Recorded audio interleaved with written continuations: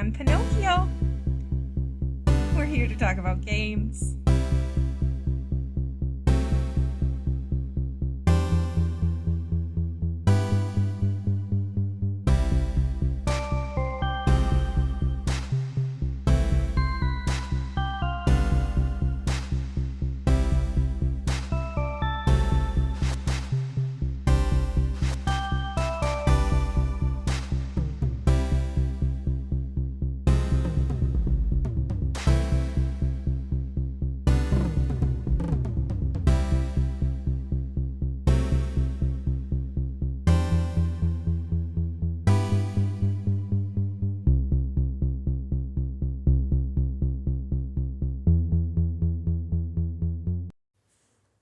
There's a ton of noise on the internet about which games are the best, which games not to miss out on, which games not to waste your time on, etc.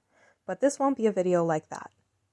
For me, gameplay is such a personal endeavor that looking only at top game recommendations wouldn't have been super beneficial to my journey.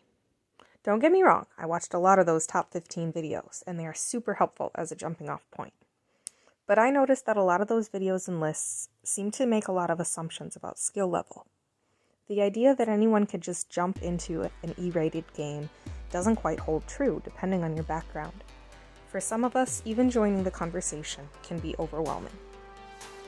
If you've never played many games and just got your first system, or maybe you're not even sure what system to get, the jargon in reviews and community content can be more off-putting than accessible. Even things that may seem like very simple, helpful terms, like turn-based RPG, or top-down, or clipping, these all sound like alien noise to us normies. I had to decide how important it was to find the right games or integrate into the community, which to do first, and how to focus appropriately. The idea of constructing some sort of comprehensive glossary felt overwhelmingly impossible, but also seemed like what I needed. It isn't elegant, but instead of keeping a list of terms and what they meant, I decided to do my best to simply ignore what I didn't know.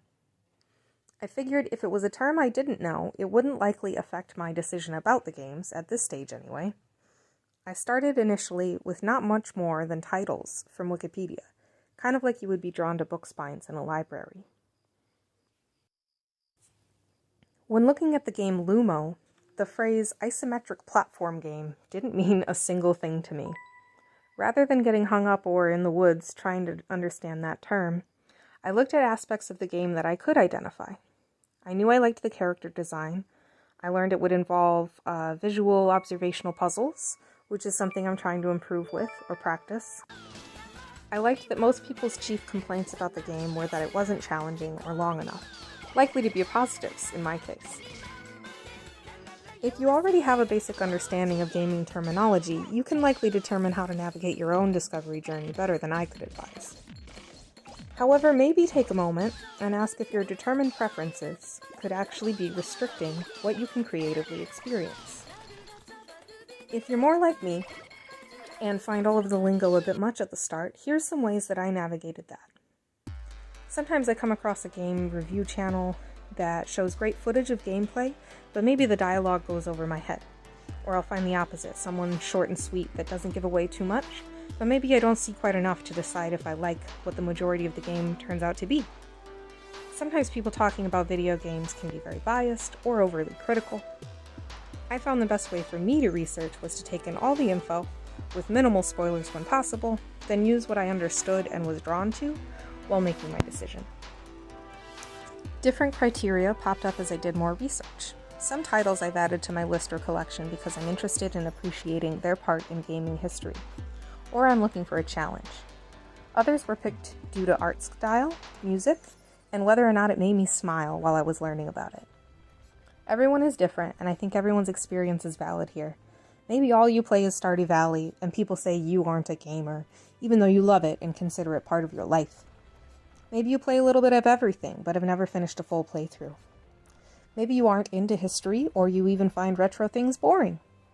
We'd all be looking for different things on the back of the box, and I wish our language was a bit more inclusive to that journey.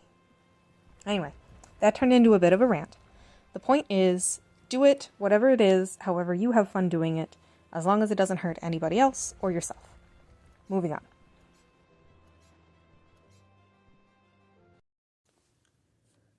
There are people who play only digital because it is convenient and sometimes can be cheaper. There are people who play physical only, but that can be time-consuming and costly, especially for a newcomer. However, in that case, you actually own the game, which has sentimental value and future resistance. For me, because I started with so much research and such a big list, I employed a variety of methods. After compiling my original wish list, which was comprised of Nintendo Switch and DS and 3DS games, I was disappointed to see that some titles would either be very difficult to find, expensive, both, or would only be available on the digital eShop.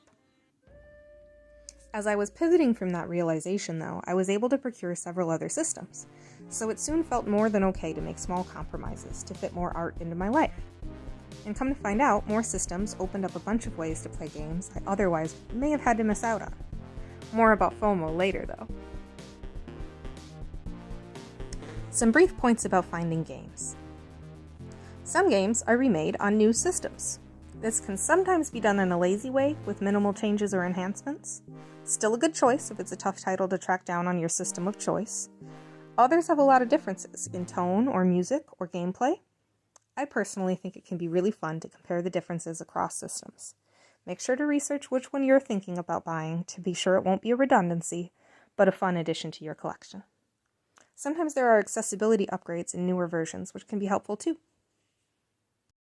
So Diddy Kong Racing has a lot of differences between the Nintendo DS and the N64 versions. The music is different, a little bit of the timing is different, the mechanics are a little bit different.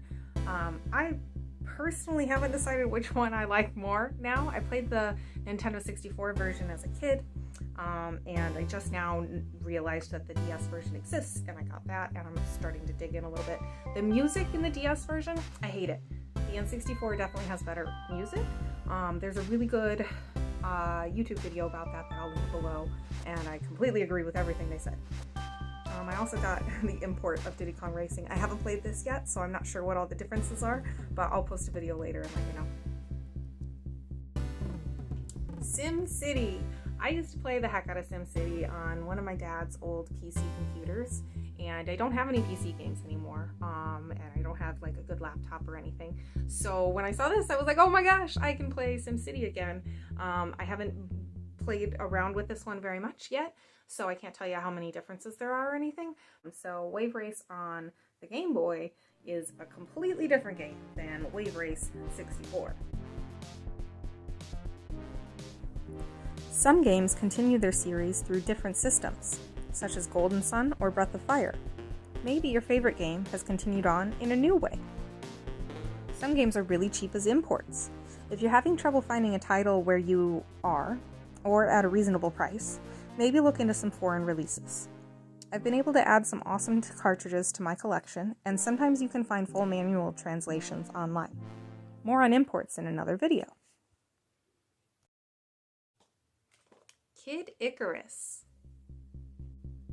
This game is pretty hard to find in the US on the Nintendo 3DS, and it's a little bit expensive if you do find it. It's usually like complete in box for like $85, but I found this super cool yellow GBA cartridge of Kid Icarus as a Japanese import for like $2, and I love it. The gameplay is very different from the 3DS version. It's more platformer style, and I really enjoy it. Rhythm Heaven, known as Rhythm Tengoku in Japan, is kind of a tough game to find in the US on DS, and it's a little bit more expensive.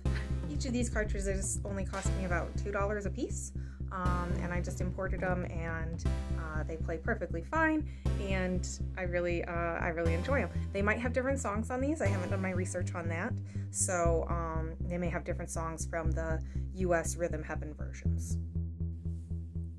eBay, garage sales, and local used game stores are a great resource if you're into older or used titles. GameStop is fine if you're joining in on newer systems and want to keep up with the current releases. As far as new titles, there's other avenues also.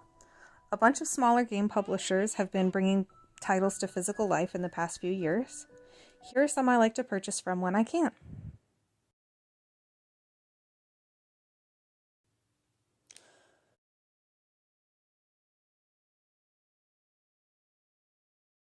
For digital-only games, I use the Nintendo Switch eShop for my Switch Lite. I keep a wish list and a 2-rule system that I only buy games on sale and only spend more than $10 if it's a title I can't find any other way for a reasonable price. It's a great method and has allowed me to build up a huge digital library for cheap, support indie creators, and generate sales to spur physical releases of some really cool titles like Raji. There can still be this idea that as an adult, perhaps this is all a dumb, expensive waste of time. While the number of Twitch gamers and YouTube gaming channels seems to have quadrupled since a few years ago, it also seems like the people who sneer about it are way more judgmental. I think that playing video games is a far less passive activity than a lot of ways people spend their time. If playing different types of games, you're likely engaged in learning, utilizing different parts of your brain for different tasks. So basically, don't let anyone else make you feel some type of way for playing games, but do stay productive and healthy, whatever that looks like for you right now.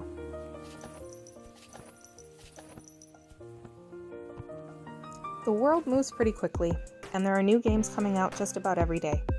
It can be tough to keep up with, and if you focus on what you're missing out on, it may distract from your enjoyment of the games you do have. I find what combats FOMO the best for me is not avoiding advertisements or trailers, but rather just playing games. My suggestion is to make sure the first 3 games you invest in are all engaging in different ways, so they'll be fun for different moods. Replayability is a huge help too. If you have 3 great games to play at any time, it's pretty hard to get antsy for the next new thing. As far as replayability goes, you need a game that is not on the floor. As far as replayability goes, I suggest a game like Bookworm. Something that is kind of mindless, but not actually mindless. Something that changes every time that you're doing it. Something that gives you a dopamine response, and something that doesn't really have an end point. So you gotta have at least one game kind of like this, maybe a racing game or a flying game, or preferably something that makes you a little bit smarter, like a spelling game or a numbers game, puzzling, something like that. Zenbound on mobile is a really good one, where you're using your brain but it's relaxing. So at least one game like that should be probably in your list, so that you don't get bored. You can play if you don't have a ton of money. Like I said, starting with one system with 3 games is a really awesome way to begin. But I also think there's a great case for a lot of the emulation devices that can be found these days. If you're really looking for bang for your buck, you don't have a big history with gaming, and maybe you only want to spend like $200 max to play a bunch of games whenever you feel like it, you can do that with something like the Sega Genesis Mini or the Odroid devices.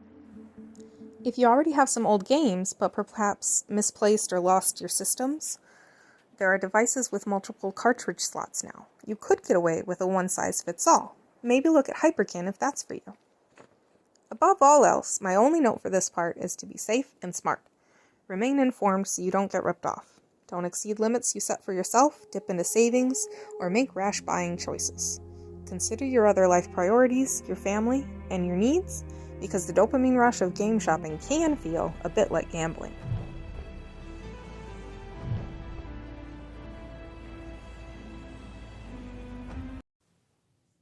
Okay, so I'm going to talk really quickly about how you can get more than one game at a time. I think this is super cool, and not enough people pay attention to this. Oftentimes, if you're smart and you're paying attention, you can get 2 games for the price of 1, 3 games for the price of 1, 20 games for the price of 1. And how you can do that is just by being smart about the ones that you pick. So, for example, Star Wars. This one's got 2 games in it. It was a gift, so I didn't even pay anything for this. This game, Star Hunter DX, also has Space Moth Lunar Edition in it. So you get 2 different games that have really different gameplay styles, but kind of feel like they're the similar vibes in one cartridge. This also came with a whole bunch of special things I should mention. I got a poster and stickers and trading cards. A bunch of cool stuff came with this from Strictly Limited Games. I love them. Alwa's collection. This one's got 2 games for the price of 1. Child of Light with Valiant Hearts: The Great War. 2 games for the price of 1. Super Mario 3D All-Stars is another good example. This one you get Super Mario 64, Super Mario Sunshine, Super Mario Galaxy. This is a little expensive right out of the gate if you get it new, but if you find it used, it's a really good deal. 3 games for the price of 1. You can also do this on the Eshop. Sometimes they'll have them listed as bundles versus listed each individual thing. So maybe you see one part of the game that you want listed in the Eshop as, maybe it's for sale for $2 less. So maybe you can get the whole bundle of 3 games for like $6 less than you would have to pay anyway. This was a gift, Atari 50. This says it has more than 100 playable games on it that come from a whole bunch of different Atari platforms. I'm never gonna have an Atari. I never did have an Atari. This is probably the only way that I'll ever play these games. Same with the Castlevania collection. I got this specifically because I wanted to play Kid Dracula, and Kid Dracula is very expensive if you're gonna find it anywhere. So it was worth the like $70 that I spent for this collection new, because it has a whole bunch of different games, including one that would have cost $250 by itself. I haven't played this one yet, so I'm not sure if it's a good deal or super fun.